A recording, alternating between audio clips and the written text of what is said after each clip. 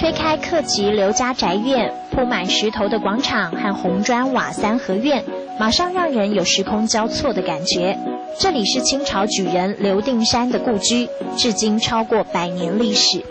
建于清朝光绪年间的伙房，是刘定山在这儿开基立业的见证。因爱好武学，后代子孙特地将他的大官刀和肖像挂在大厅之上。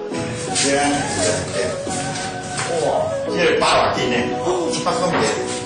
这是你的阿祖留下来的。嘿啊。他那个时候是要干嘛的？这是在冲啥？演武啊。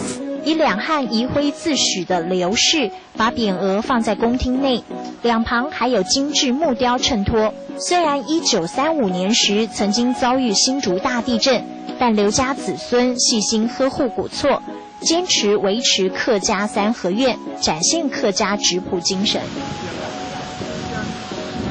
参观典型客家三合院后，到距离10分钟路程的外埔乡走走，体验客家米食艾草包的 DIY。好复合的感觉，对，很香哈，这个蛮好的，它纤维很多。将刚摘下的艾草清水洗过之后，放入热水滚煮1个小时，再和糯米和糖水一块搅拌，做成 Q 软馅皮。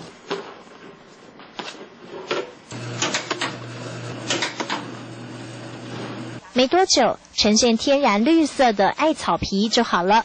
包上不添加任何防腐剂的萝卜丝、香菇、猪肉等馅料，就大功告成。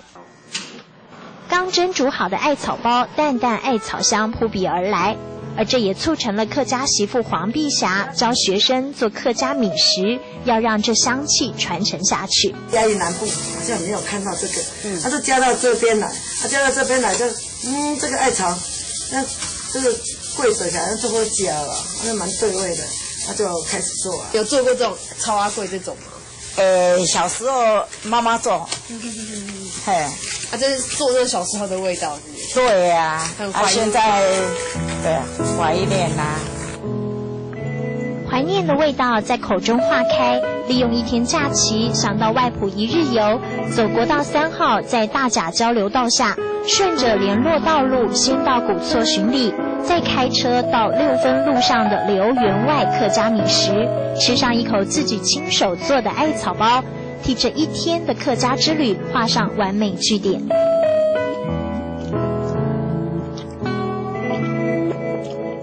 赞，都假。细心呵护100年伙房，屹立不摇。